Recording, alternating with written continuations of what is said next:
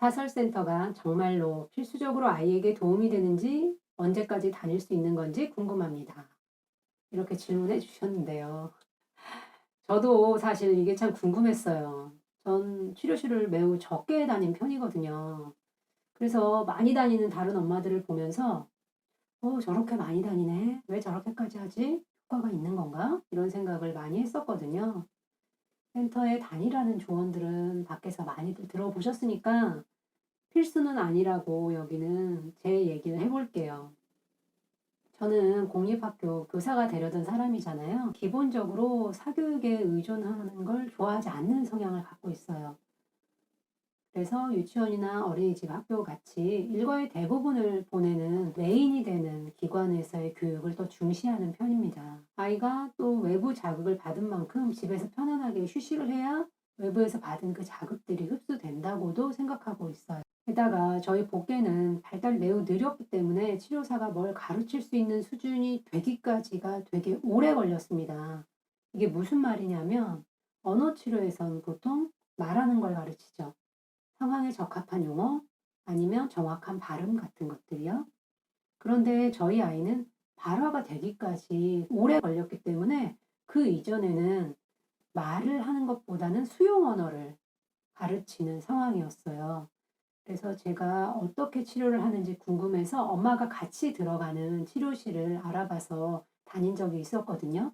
그랬더니 아이와 함께 장난감 같은 걸 가지고 놀면서 상황에 맞는 말을 하고 반응을 유도하고 말이 아니더라도 내가 한번 무언가를 얘기하면 너 쪽에서 어떤 반응을 주고 이렇게 핑퐁 상황을 유도하는 것들을 볼 수 있었습니다. 그걸 보다 보니까 사실 언어라는 게 가족과 함께 생활하면서 자연스럽게 다양한 상황 안에서 알게 되는 건데 아직 발화가 되기 이전의 수용 언어를 배우는 상황에는 치료실에서도 저런 상황을 자꾸 만들어 주는 거구나.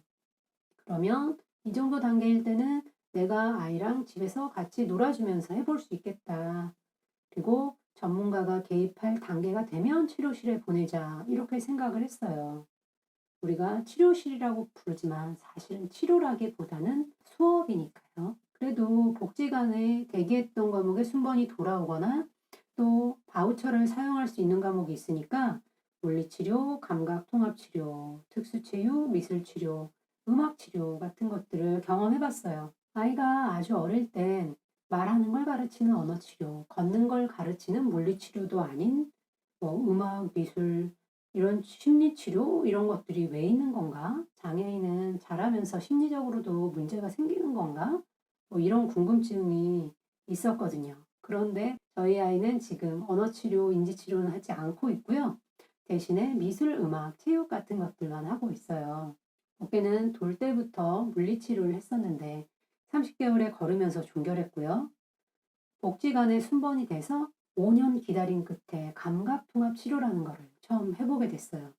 당시에 저희 아이를 담당했던 선생님이 굉장히 유능하셨는데 첫날 수업을 하고 나니까 아이 영상을 보여주면서 이런 움직임을 할 수 있는 건 이쪽 근육에 힘이 있기 때문이고 이런 동작을 못하는 이유는 이쪽 근육을 조절하지 못하기 때문이에요.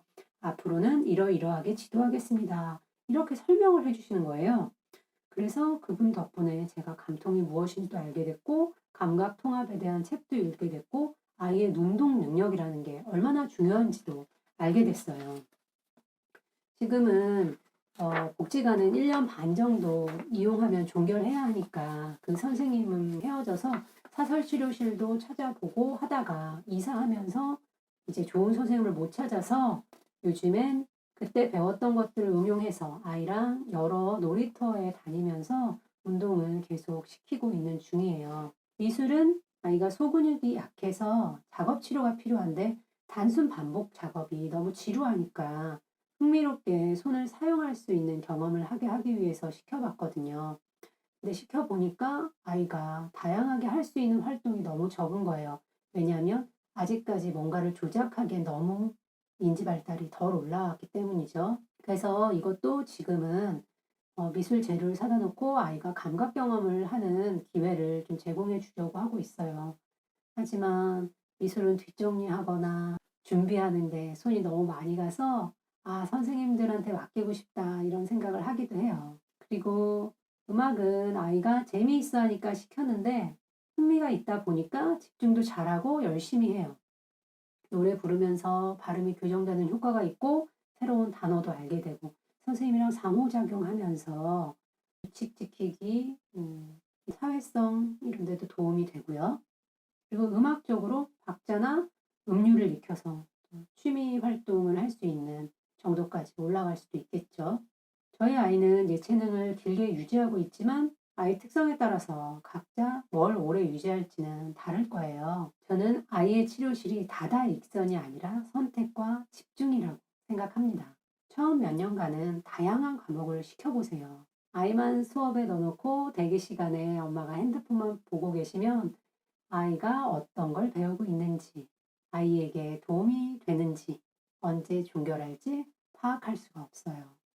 수업 내용과 아이의 반응을 관심 갖고 지켜보시면서 가정과 일상생활에서 적용 가능한 부분들을 찾으세요. 이렇게 안목을 키워놓으면 치료를 끊을 시점을 판단하실 수 있을 겁니다.